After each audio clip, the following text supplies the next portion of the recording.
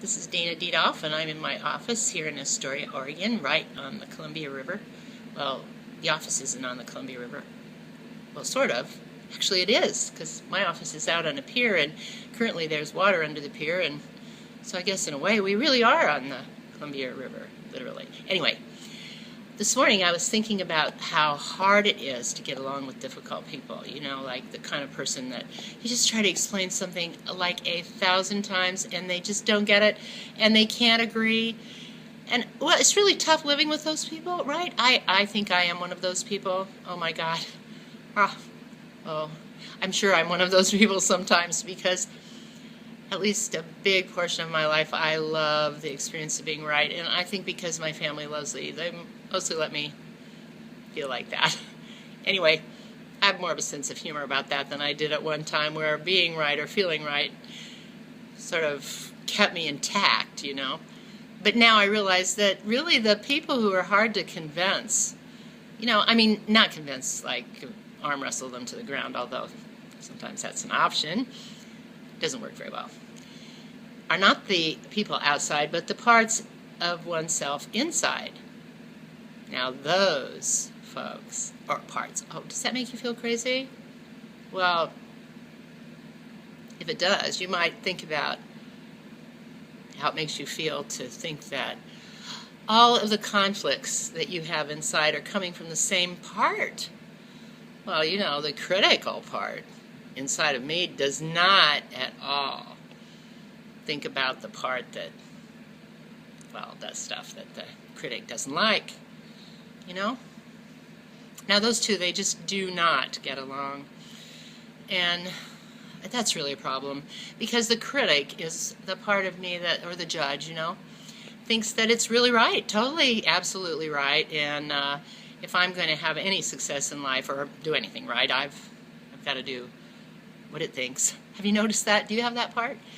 You see, I think that what really makes life incredibly complicated is believing you're just one thing. Now, there's clearly a difference between the part of you or me that's aware, like and awake, sometimes, but that part isn't a part.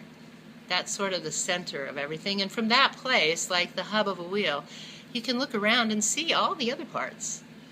And when you're seeing a part, you're not in the part, but a friendly approach to the part might be a way of negotiating, you know, getting along with them. Now, I know that's really tough on the critic. The critic does not like that. Like, oh my God, if you have a part of you that's like an addict, for instance, the critic says, are you kidding me? Are you really kidding me? Get rid of that sucker. Oh, well, have you ever tried that? I believe that when you try to get rid of a part, it really shows up and it knocks you out of the way maybe. And then it just takes over and does your thinking for you. That could be a pleaser part of you that's sort of a really young part, or it could be the addict part of you, or it could even be the critic part of you. That part of you probably thinks it is you. But maybe it would be a friendlier way to look around and see like who's there and think, well, none of these guys are leaving, or girls. Maybe I should get to know them, talk about them. No, not about them. That's what one part does to the other. Not let them fight. Sit down in the middle and say, hey, maybe you guys need to get to know each other. Because one of the things that truly happens inside of people when they start to notice that they have a lot of parts, for one thing, they don't feel so bad about the conflict, and they suddenly get smarter. Because when you realize that you aren't a part, although when a part takes you over, the part thinks it's you, and probably other people do too, especially if you're an addict or an alcoholic or a crazy codependent. Codependents are, by the way, the folks that just mirror the addiction, and, you know, really, they just don't probably have as much fun.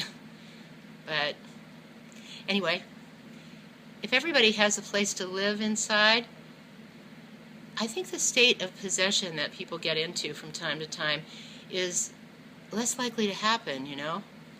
It's a more non-violent way. It sounds kind of crazy in the beginning, but look around inside yourself. Have you ever noticed who's there?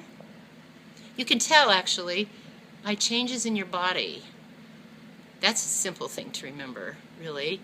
Like when you feel anxious, you can feel that take over in your belly or in your chest, and if you notice that and just look at it, you might notice that, wow, that part has been with you since you were a little kid, and when you feel like that, sometimes the world seems just like it did when you were a little kid. And if you think that's just you instead of a part of you, or if the critic gets a hold of that part and makes it feel worse, well, then most of us go unconscious. But I mean, we're still walking around, of course, but we're in a waking dream, and we probably don't know we're dreaming. But if you look at that part and you go, wow, I felt like that since I was a little kid.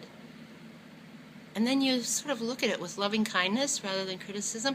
By the way, when you're looking at any part or anybody in loving kindness and compassion, you're probably not so invested in how things turn out, and you're more present, or at least I am.